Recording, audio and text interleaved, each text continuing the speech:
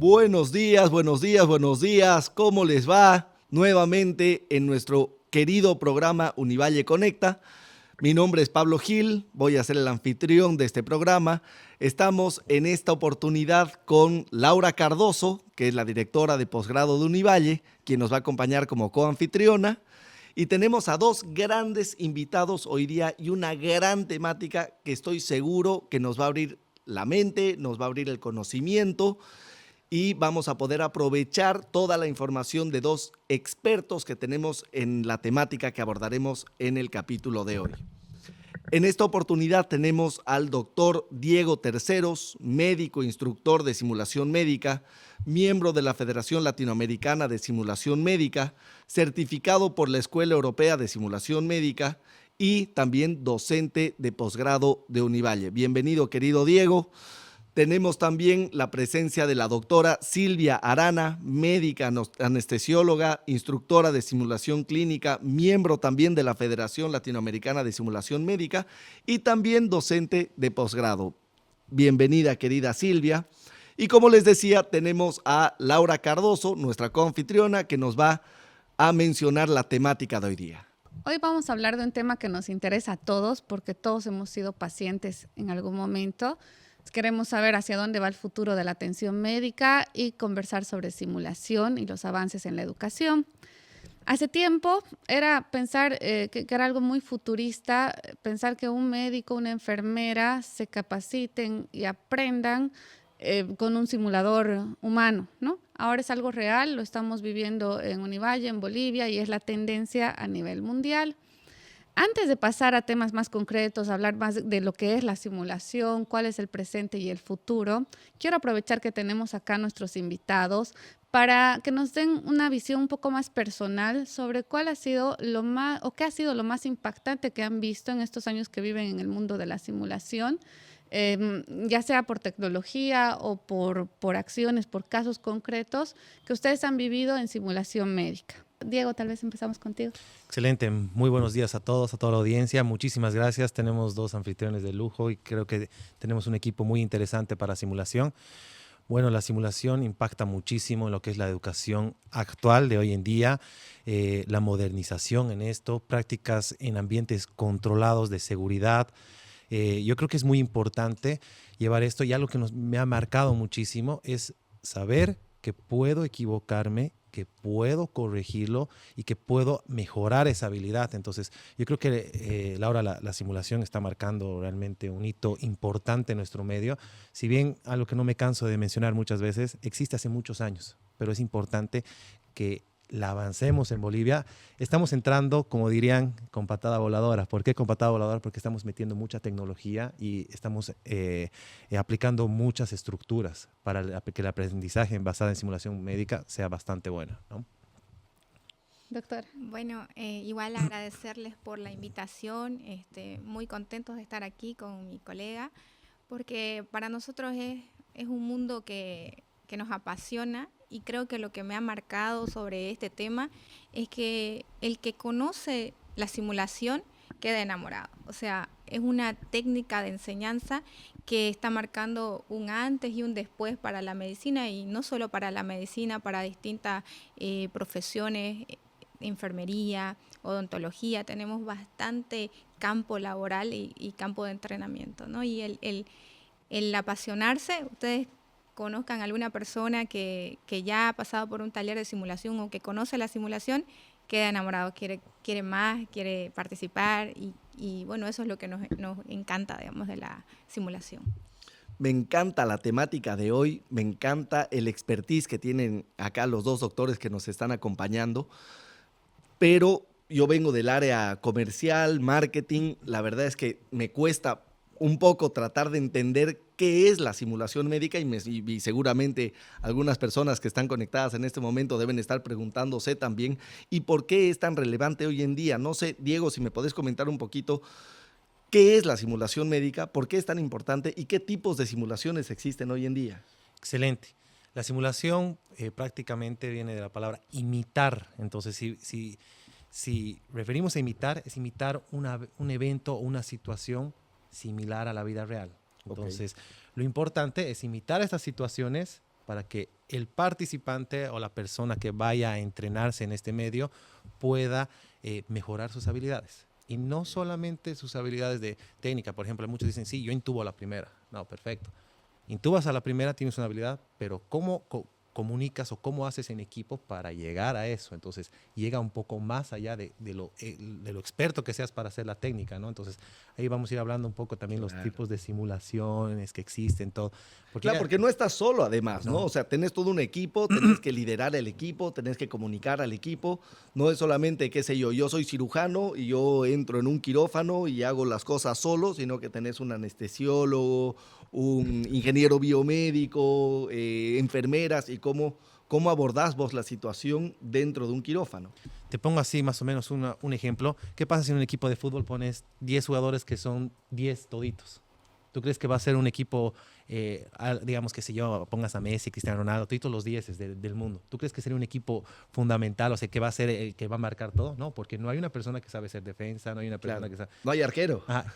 Y todos van a querer prácticamente meter goles o armar, digamos, ¿no? Claro. Entonces, lo mismo sucede en la simulación. Tú tienes que tener un equipo y tienes que tener una buena comunicación y saber para dónde van y en qué son habilosos cada persona. Claro. Y aparte, tener esa comunicación que es importante, y eso se la va desarrollando en la simulación. Y eso se la entrena, porque tanto en la universidad, en la vida real, no tenemos mucho la comunicación en medicina. Claro. ¿No? Aprendemos mucho las técnicas, eso ya está quedando en el pasado. La actualidad es entrenar de esa forma, ¿no? Y es algo que se le está haciendo. Buenísimo. Y estadísticamente, algo que sorprende es que la principal cantidad de errores que se dan en la práctica médica no son porque el médico no sabe usar la técnica o porque hizo mal un procedimiento concreto, sino justamente por lo que dicen, temas de comunicación, que no se dijo algo que se tenía que decir en su momento, ¿no? Habilidades blandas que en simulación te das cuenta y sorprende que el error no fue nada técnico, nada directamente de capacitación del médico, sino fue el desarrollo y la ejecución misma, ¿no? Y Claro, el trabajo en equipo. Claro, tal Sí. cual. Bueno, y también acotando a todo esto, para el público que tal vez no ha escuchado hablar de simulación o no conoce qué es la simulación, es una técnica, ¿no? Como él dijo, que tiene objetivo. ¿Cuál es el objetivo? Es el entrenamiento basado en simular, en hacer que las personas dentro de un escenario que fue creado por un instructor con un objetivo, desarrolle una actividad, ya sea, como usted dice, una habilidad técnica o blanda, o una habilidad no técnica. Claro. En esto ellos se desarrollan, se equivocan y no hay juicio. O sea, nadie puede estar juzgando si se equivocó, estamos para eso, ¿no? Entonces, esa es una técnica que está con el objetivo de entrenar y también con el objetivo de evaluar, ¿no? Porque como les había mencionado, no solo es de entrenamiento, sino también de evaluación. Nosotros podemos crear escenarios para que cierto tipo de estudiantes, por ejemplo, tienen un examen de primer grado, de primer año, de las cosas que se les enseñan. Por decirle, en enfermería, colocar una vía venosa, ¿no? Entonces nosotros creamos estrategias y herramientas para poder evaluarlo. Eso también es simulación médica. ¿Qué tipos de simulación hay? Por ejemplo, nosotros hacemos, la simulación puede ir enfocada en lo que usted nos pida. Digamos. Por ejemplo, si quieren una simulación para comunicación de malas noticias, por ejemplo, que vamos a hablar más adelante, ustedes pueden pedirnos, nosotros necesitamos que se entrene habilidades no técnicas, de comunicación, de entrenamiento de equipos, de alta eficiencia, porque ustedes saben que para resolver problemas en toda profesión necesitamos equipos de alta eficiencia que estén bien estructurados y que sepan lo que tienen que hacer, ¿no? Entonces, eso es la simulación. Entrenamientos en distintos grados para distintas personas, pero nosotros recibimos lo que ustedes quieran y nosotros hacemos escenarios para entrenar eso o para evaluar eso. Me encanta una palabra que usaste, Silvia, que es equivocarse. O sea, creo que estos centros de simulación y estos espacios son más bien para equivocarse. Muchos años anteriores y en muchas carreras, inclusive especialidades, se habla de que equivocarse está mal. Y creo que ustedes están promoviendo el equivocarse es aprendizaje. O sea, equivoquémonos, pero en estos espacios que son seguros, con estos muñecos que no les pasa nada y no con los pacientes, ¿sí? Exactamente. También me gustaría tocar un tema para que la audiencia conozca cuando hablamos de habilidades no técnicas y habilidades técnicas, o habilidades no técnicas o habilidades blandas, o habilidades técnicas o habilidades duras. ¿Qué referencia hace esto? Una habilidad una habilidad técnica o una habilidad dura es por ejemplo, yo llego a hacer una intubación, cómo hago mi estrategia, cómo intubo. Y una habilidad no técnica o habilidad blanda es cómo yo me comunico con mi entorno para llegar a eso. Y a lo que haces referencia, equivocarse. Está bien, equivocarse, nosotros tratamos de que esa experiencia se convierta en un aprendizaje, claro, porque ya saben qué han hecho mal para poderlo revisar, corregirlo y analizarlo. Claro. Entonces, de eso se trata. Y también nosotros, como instructores, tratamos de entrar en el modelo mental, que es una palabra que se utiliza muchísimo en simulación. ¿Cuál es el modelo mental de esta persona o de este tallerista, de este estudiante, de este médico, de este especialista? Porque es para todos. A que entren por qué han decidido hacer esta situación. Ajá. Entonces, ahí va un poquito al error, al maestro y hacer la práctica y hacer maestro, ¿no? Buenísimo, buenísimo. Y ahí, Diego, aprovecho a hacerte una pregunta más. Hablábamos antes del programa de la estructura que tiene la simulación médica. O sea, no es algo llevadero o algo que aparece en el momento o hay improvisación, sino que hay toda una estructura. ¿Me podés explicar un poquito cuáles son las fases de una experiencia de simulación médica? Claro, súper. Nosotros, ¿qué tenemos que hacer?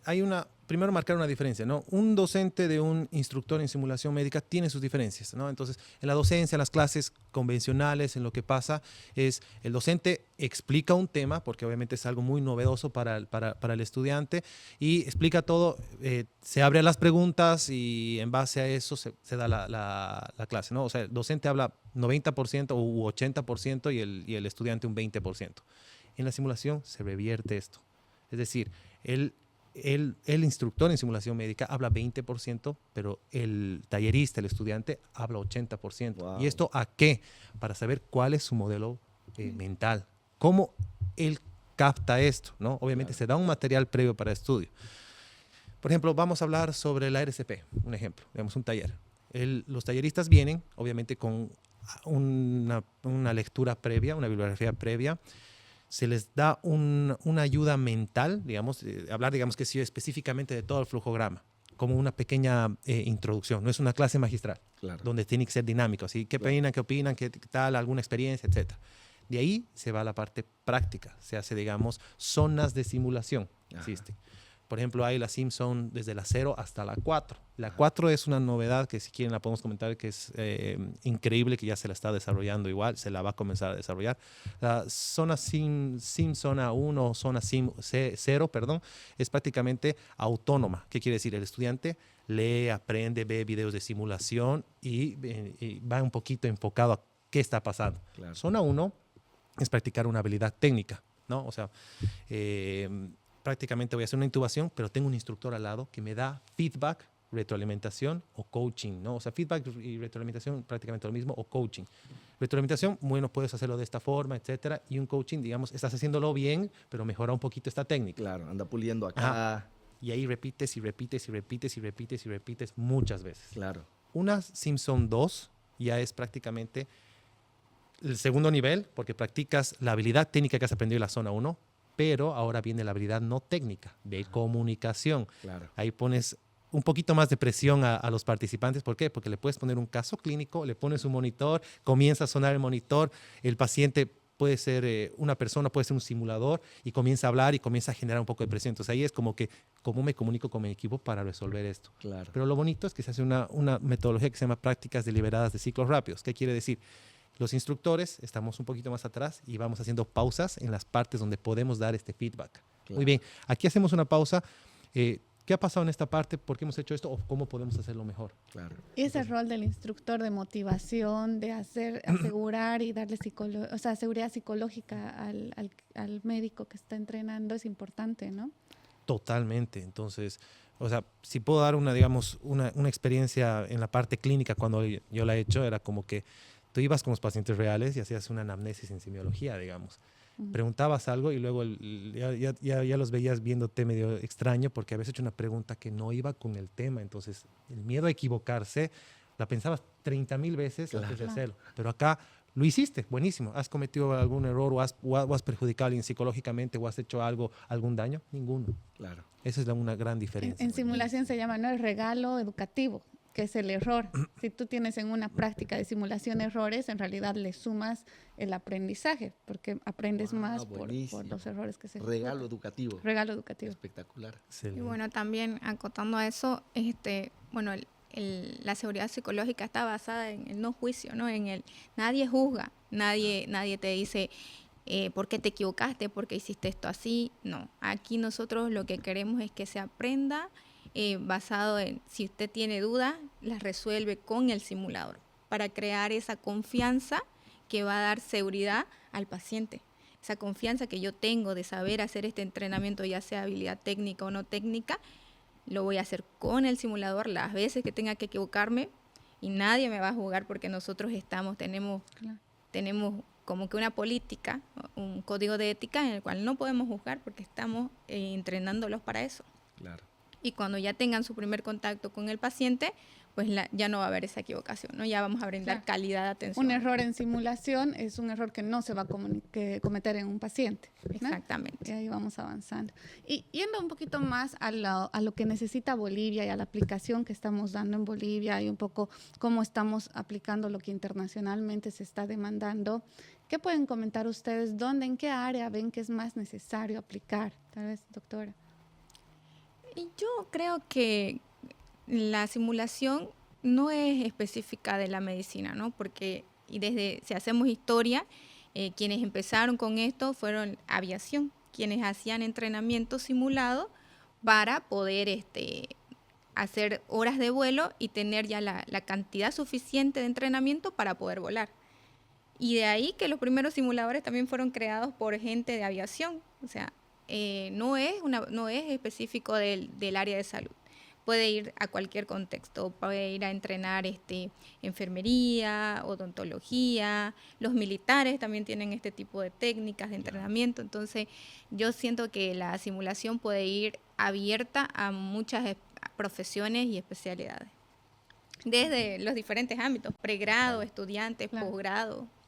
Totalmente, la premisa es práctica, práctica, práctica, práctica y equivocarse está bien. Yo me quedo con ese aprendizaje. Me gusta, nuestro eslogan. El eslogan, Uh-huh. tal cual. ¿Les parece si hacemos una dinámica? ¿De acuerdo? Ya, esta dinámica que les quiero proponer es mito o realidad. ¿Por qué en este tema se ajusta muy bien? Porque si bien hemos hablado ya mucho, ya entendemos lo que es simulación, a veces se le atribuyen virtudes que van más allá del alcance de la simulación. Como decía la doctora, es una herramienta, es una estrategia, pero también se le atribuyen otras virtudes que exceden. Y también hay mucha gente, muchos médicos, sobre todo mayores, que son escépticos y reacios a introducir más la simulación, ¿verdad? La tendencia que vemos es que 70% de las clases de medicina, tanto en pregrado como en posgrado, deberían estar basadas en simulación, ¿no? Y más o menos hacia ahí vamos 70%. Nosotros. Wow. Pero veamos cómo vamos en el tema de los mitos. Yo les voy a hacer preguntas, afirmaciones, les voy a dar afirmaciones concretas y les voy a ir pidiendo que ustedes, por favor, me digan si es mito o verdad y que brevemente nos confirmen ¿por qué? ¿No? Una explicación muy corta. ¿Breve? Ahora sí estamos acá. Ya, la primera para Diego. ¿Los errores en simulación favorecen el aprendizaje? Realidad, totalmente. Un error cometido en un simulador puede ser mucho más valioso. ¿Por qué? Porque muchos nos dicen, no sabía que esto podía pasar y no sabía cómo resolverlo, entonces lo hacía a lo que me venía a la mente. Entonces, claro. Ahora que lo conozco, no lo voy a cometer, el error, ¿no? Entonces, totalmente es una realidad. Doctora Silvia, ¿la parte más importante en simulación es el simulador? ¿Mito o realidad? Falso. Dentro de la simulación, lo más importante es el escenario, la calidad, los recursos humanos, tanto el participante, el tallerista, como el simulacionista o el instructor, facilitador, lo que usted quiera llamarle, porque quien le va a hacer el pre-briefing, el coaching, el feedback, la persona, el facilitador y el tallerista también es muy importante, porque si yo voy con una actitud de sí, voy porque voy, o yo voy porque quiero aprender, ¿no? Y yo voy con eso de que firmo mi consentimiento de ficción y yo estoy ante un paciente real, aunque sea un maniquí de tienda. Entonces, para mí lo más importante son los recursos humanos. De acuerdo. Diego, nadie debería realizar un procedimiento por primera vez en un paciente real. ¿Mito o realidad? Real, totalmente real. Claro. ¿Por qué también? Hay un término que se va a escuchar mucho en simulación, que es simulación médica basada en entrenamientos, pero con seguridad del paciente. En todos los países, en los últimos congresos que hemos estado asistiendo, seguridad del paciente es un término y una palabra muy fuerte. ¿Por qué quiere decir esto? ¿Cómo se sentirían ustedes de saber que algún familiar va a entrar a un procedimiento, pero un médico que tiene 300 horas de simulación en ese procedimiento y aparte 300 prácticas en paciente real? Se sentiría mucho más seguro, ¿no? Entonces, la seguridad del paciente va a ser porque ese médico ha practicado en un ambiente, de ahí esa habilidad la ha puesto en persona, práctica, claro. en práctica con personas y con una tasa de eficacia, pues, qué sé yo, 98, 97, si se puede medir, ¿no? Claro. Entonces, eso es lo importante, seguridad del paciente antes de esto. Y totalmente, entonces, es una realidad. Tasa de eficacia, otro aprendizaje que me llevo espectacular. Esto es al final lo que se tiene que tratar de llegar con todo este tema médico, digamos, ¿no? O sea, tratar de fallar lo menos posible cuando estés en un ambiente real, en un quirófano, con un paciente real. Y eso, si se puede tocar un punto importante, la OMS menciona de que obviamente va a haber el error humano, claro, pero ese error humano tendría que ser lo menos posible, o sea, qué sé yo, menos del 10, 15% de error humano. Pero hay muchos países tercermundistas que nuestro error humano a veces llega a más del 30%. Wow. Entonces, ahí mencionan práctica. Clínicas importantes y grandes, y perdón que me desvíe del tema, pero es importante mencionarlo. Clínicas en todo el mundo ya tienen centros de simulación. Claro. ¿Tuviste un error básico o fuerte en alguna atención? Vas y vuelves a entrenar y recreas ese escenario para volverlo a practicar. Claro. Y la simulación in situ que se puede dar en las clínicas. Justamente eso le iba a decir. La simulación in situ, que es la zona 4, que es en caliente, le llaman simulación en caliente, que se hace para ver no solamente si el paciente salió mal, sino también si salió bien, qué hicimos bien para volverla a replicar, o este pequeño detalle faltó y para la próxima tenemos que tomar más atención. Entonces, eso igual es muy importante y está ya dentro de la zona 4, ¿no? de la simulación in situ. Uno de nuestros docentes, que también es docente en nuestros diplomados de emergencias médicas, pediátricas, en el que va a participar y vamos a comentar más adelante con Diego de simulación y la doctora en educación en salud, me comentaba él que él dirigía un departamento de pediatría, ¿no? En Argentina, y que se daba mucho, tenían su centro de simulación, él era el director del centro de simulación, y se daban errores, o sea, fallecimientos, decesos postoperatorio en neonatos, ¿no? Wow. Y entonces el jefe del hospital le dice, esto es un caso para tu departamento de simulación. Y lo que hicieron fue replicar todo el postoperatorio en in situ, en las mismas salas de emergencias, qué sé yo, quirúrgicas del hospital. Y ahí se dieron cuenta, y eso me sorprendió, que en realidad no eran errores de que técnicos, ni que se olviden procedimientos, sino era cómo estaba organizado el equipo y creo que eran, no sé si las enfermeras o algún área que no estaba cumpliendo todo el checklist que se realizaba. Claro. Y todos sabían y pensaban que cumplían, ¿no? Y cuando conversaban no había ese problema, pero ya viendo la grabación, el debriefing que comentaban ustedes, ahí se dieron cuenta que había algo sistemático que se estaba cometiendo en todos los casos. Claro. Posterior a esa simulación, redujeron significativamente los decesos postoperatorios. Wow, qué importante tener el protocolo, tener esas habilidades de trabajo en equipo, tener los roles claros y tener una comunicación inmensamente buena y efectiva y eficiente también, porque tampoco es que tenés 3 minutos o 5 minutos para poder comunicar al equipo cómo hacer las cosas. Tiene que ser en segundos, digamos, ¿no? Exactamente. Fantástico. Bueno, excelente dinámica. Gracias. Hemos aprendido muchas cosas. Ya vimos que no son cosas de ciencia ficción, sino que son una realidad la metodología, el protocolo, el aprendizaje, la comunicación, el trabajo en equipo y, ante todo, tener creencias de que el cuestionar está bien. Tenemos que cuestionarnos, tenemos que saber si estamos hablando de mitos, si estamos hablando de realidades, para poder aprender, practicar y tener una tasa de efectividad cada vez más alta y un error humano más bajo. Yo les hago una pregunta para los dos, empezando por Silvia, por favor. ¿Cuáles crees vos que son las mayores barreras para los actuales estudiantes en el entorno de salud para que tengan el acceso a la tecnología y tengan el acceso a tener este tipo de simulaciones? Barrera, creo que lo principal es el desconocimiento, ¿no? El que no hayan escuchado de simulación, porque ahorita decir tecnología, que alguien no tenga acceso a la tecnología, pues es muy, muy, muy difícil, ¿no? Quien está en pregrado ya tiene un celular, ya tiene acceso a internet, claro, y es solamente sumergirse, estudiar, ver cómo se hacen los escenarios, tomar como esto, ¿no? Streaming que explican, que hablan sobre lo que es la simulación. Entonces, para mí, la principal barrera es el desconocimiento, ¿no? De la simulación. Y bueno, a veces hablamos de económico cuando hablamos de simuladores de alta fidelidad, pero como dije, para mí lo más importante es los recursos humanos, ¿no? Tanto el estudiante o la persona que quiere aprender, como el facilitador que se entrena para poder diseñar escenarios o talleres que sean con objetivos claros y definidos. Y en la experiencia que tenemos nosotros concreta desde Univalle, con la alianza con Vago en nuestro diplomado en emergencias médicas y en urgencias y emergencias pediátricas, ¿qué ven ustedes? ¿Qué es lo que más sorprende en las prácticas que estamos desarrollando? ¿Cuál es el mayor aprendizaje que se están llevando los doctores? Bueno, yo creo que muchísimo, y si nosotros hacemos hasta una cajita de comentarios de los doctores que han participado, encontraríamos muchísimas cosas positivas. Sin embargo, ¿qué es lo que cambia?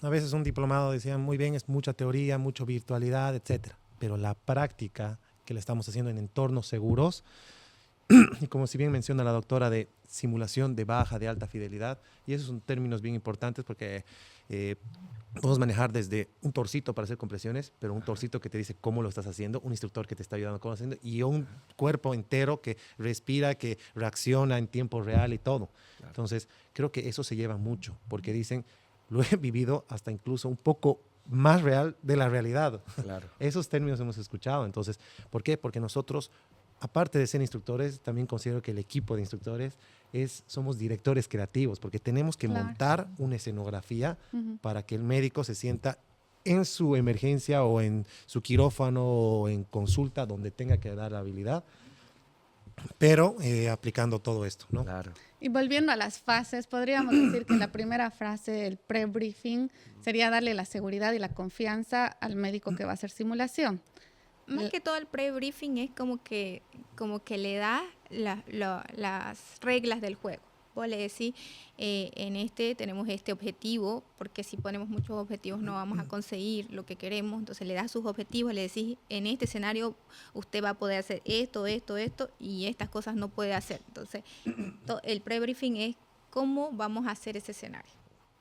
Y ya la segunda zona sería el escenario ya, donde ellos pueden desenvolverse en distintos casos clínicos. La experiencia que ellos van a hacer con el objetivo de ¿qué? De ver su pensamiento crítico, su capacidad de resolver problemas de emergencia, en urgencia, y ya el debriefing, que para nosotros es lo más importante, la piedra angular de la simulación, es el debriefing, y ahí es donde entre todo analizamos, ya sea si tenemos la tecnología de poder vernos en tiempo real, o si no, igual vamos describiendo el caso y vamos analizando por qué hiciste esto, si ahorita te daríamos la oportunidad de volver a ingresar, ¿qué cambiaría?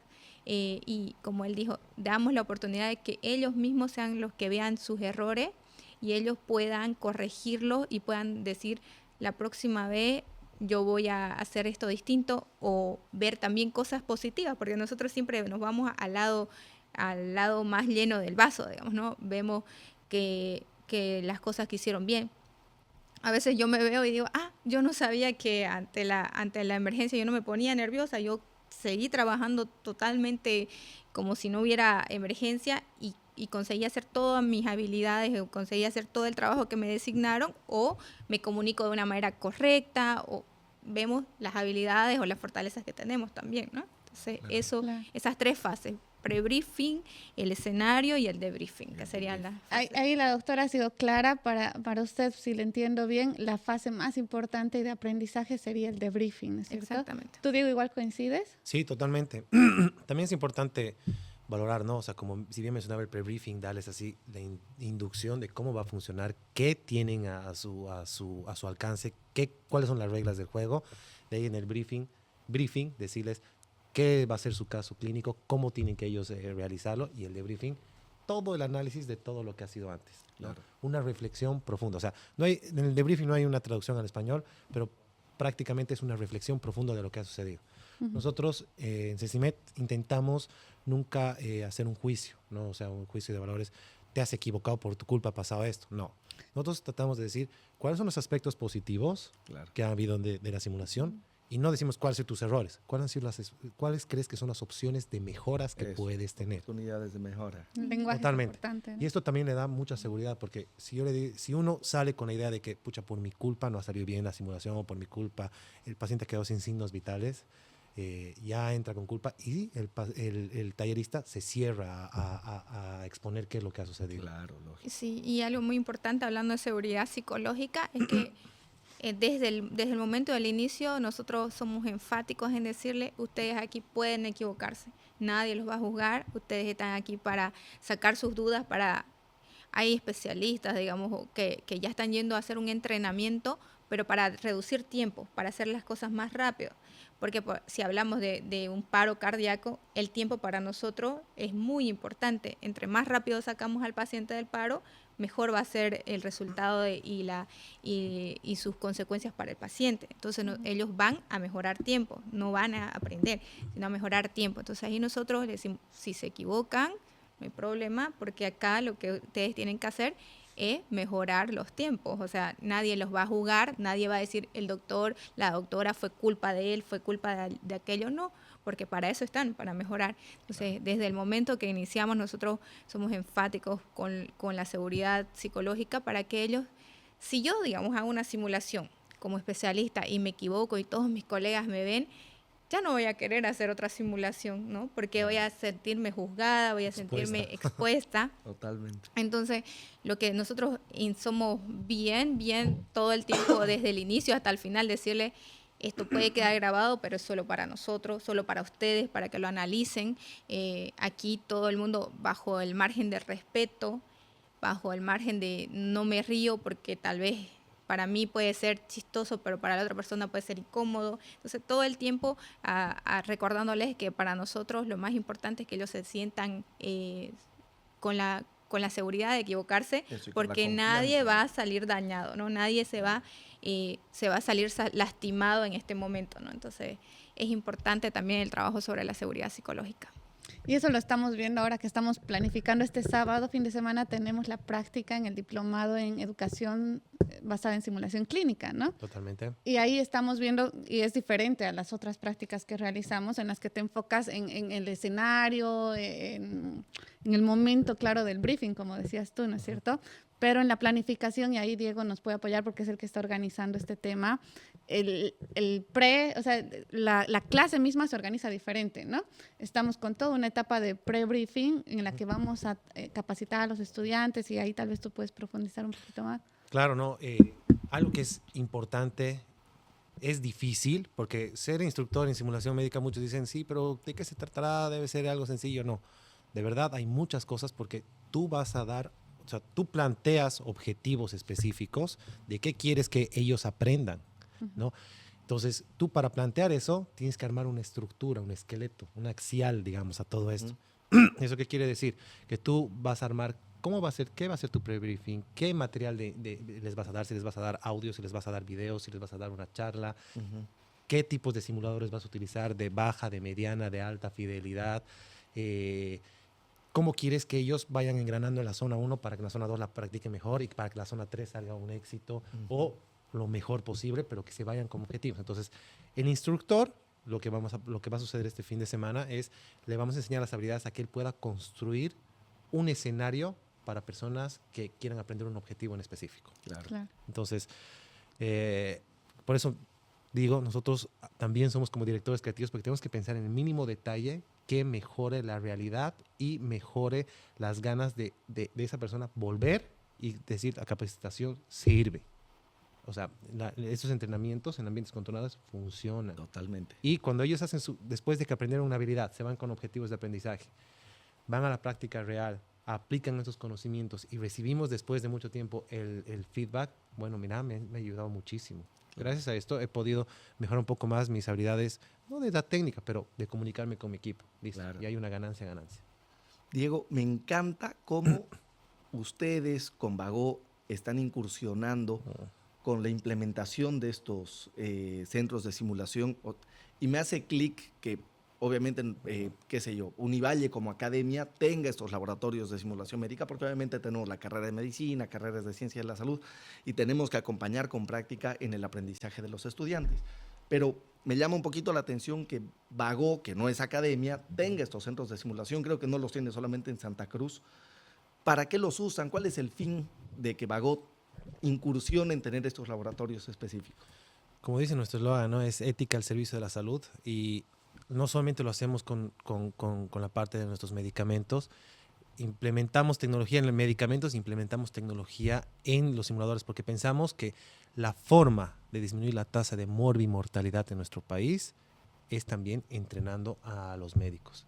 Claro. Y ahí también lo que mencionaba Laura hace un momento, que uno de los doctores, que también es parte del equipo, incursionó esto en Argentina. ¿Y qué fue lo bueno de esto? Que ellos disminuyeron porcentaje de disminución de morbimortalidad en neonatos. Claro. Entonces nosotros como Laboratorios Vagó estamos 2 años, pero se necesita para ver valores reales 10 años. Entonces pensamos que brindando también esas capacitaciones podemos lograr y acoplar a nuestro país a que podamos hacer esto. Y mediante ustedes también, porque también la Univalle hace también harto énfasis en el pregrado. La simulación es importantísima, porque a veces la práctica médica en hospitales es muy limitada, pero aquí, digamos, van a poder poner un poco más en práctica las habilidades sin temor a equivocarse, sin temor a nada. Práctica. Ajá. Nosotros nos estamos yendo al lado, digamos, del posgrado, ¿no? Entonces, estamos haciendo una unión y ahora tenemos una unión interinstitucional que entre ambos estamos dando tanto la confianza, la seguridad, la parte teórica, la parte práctica, pero con un fin común, de que nuestro país ya no sea mal visto en medicina o que digan, no, que ellos no. Ya estamos en la tecnología, estamos en el siglo donde la simulación ayuda y tenemos seguridad al paciente. Maravilloso. Ahí yo me quedo con lo que dice Diego. Y es verdad, y es lindo lo que está pasando en nuestras prácticas, porque al principio es difícil decirle a un médico, tienes que pedir 2 días de vacación porque vas a hacer práctica intensiva en el diplomado, ¿no es cierto? Pero es tan linda la experiencia que se están llevando y el aprendizaje se da en el momento, ¿no es cierto? Como hay toda la fase del aprendizaje, ellos terminan la práctica y sienten que han avanzado, ¿no? Entonces ahora ya cuando nosotros les damos más calendarios de prácticas, ellos aceptan con más positivismo, ¿no? Claro. Y lo mismo está pasando en todos los sectores en los que estamos trabajando. Los médicos se están abriendo más a la simulación, se están dando cuenta que el aprendizaje es positivo y, como decía la doctora, están aceptando y se están entendiendo ellos más humanos y que tienen la posibilidad de seguir aprendiendo y seguir mejorando, ¿no es cierto? Exactamente. Claro. Ahí es, Tal cual. Y ahí, Silvia, una pregunta. Ustedes, al tener estos laboratorios de simulación médica, yo soy pediatra, por decir algo, del hospital, lo que fuera. ¿Cómo puedo yo acceder? ¿Cómo funciona la organización de estos centros de simulación para práctica? ¿Cómo yo como profesional puedo acceder? Si puedo ir, tocar la puerta y decirles, perdón, quiero practicar, quiero mejorar mi tasa de efectividad. ¿Cómo más o menos organizan eso como Vagó? Gracias por la pregunta, Pablito, porque es importante que nosotros queremos abarcar a todos. Y nosotros, cuando hemos iniciado este proyecto de Solo Santa Cruz, fue tan buena la llegada que ya nos quedamos sin espacio. Entonces, agrandamos un poquito y nos fuimos a La Paz más. Wow. Ya tenemos 2 centros en ese sentido. Y a mí me encanta muchísimo que las universidades también incursionen en esto. Porque ya no va a ser algo novedoso. Porque ahorita era como que novedoso y les daba un poco de miedo. Pero ya al entrar ya tenemos médicos que 3, 4 repeticiones ya en práctica. Claro. Pero nosotros, ¿cómo hacemos? Les hacemos las invitaciones. Los invitamos. Muy bien, hay un grupo de 10 pediatras, máximo 10, digamos 10 participantes para que la práctica sea mucho más enfocada. Los invitamos, ellos vienen, pasan 2 días. Y lo que dice Laura también me quedo. El médico actualmente saca sus vacaciones para entrenarse, porque saben el valor que tiene esto. Si yo te contara cuánto cuesta un evento de simulación en otro país, te mueres. Claro, por supuesto. Y al final uno no termina de aprender nunca, ¿no? O sea, siempre hay Jamás. que ir capacitando, especializándose. Peor el médico, que sabemos que tiene que dedicarle varios años de su vida al estudio, desde pregrado, especialización y bueno, ir actualizándose constantemente. Y me encanta que tengamos estos espacios, porque al final es una historia para los futuros médicos. Cada vez tenemos estándares más altos de estudio, tanto desde colegio, pasando por la universidad, donde ya se tiene ese modelo académico de práctica. Por eso lo repito y me encanta, porque estamos hablando de lo mismo, y poder llegar a una especialización y tener socios estratégicos como Vago para poder ir perfeccionando, haciendo mayores prácticas y obviamente elevando el estándar dentro de la medicina. Ahí te quiero decir algo, Pablito, y algo bien importante. En Europa, ya es tan normalizado el tema de la simulación que el paciente cuando va al médico le dice, doctor, ¿y usted tiene simulación? Sí, tengo 300 o 200 horas en simulación en esto. Imagínense el día de mañana aquí en Bolivia. Claro. ¿Qué va a suceder? Un médico que ya es especialista, ha hecho simulación. Yo tengo horas de simulación desde que era estudiante. Claro. Entonces he hecho, qué sé yo, 20 horas de simulación que estaba en parte de mi pensum o de mi malla curricular, y cuando he salido y me he ido a ser especialista tengo 300 horas en esto. Claro, y uno va acumulando, tipo horas vuelo para los pilotos, digamos, ¿no? Y eso Sí. es lo que mencionaba, tal cual. Maravilloso. Bueno, me encanta el tema, me encanta tener estos dos especialistas, me encanta la sinergia que tenemos con Vago en todo este tema educativo, de profesionalización, de especialización. Les agradezco mucho, les agradecemos mucho con Laura la presencia. Esperamos tenerlos muy pronto. Y bueno, ya saben, para poder perfeccionar tenemos que practicar y no tenerle miedo al error ni a equivocarse. Gracias y nos vemos la siguiente semana con otra temática. Gracias. Hasta luego.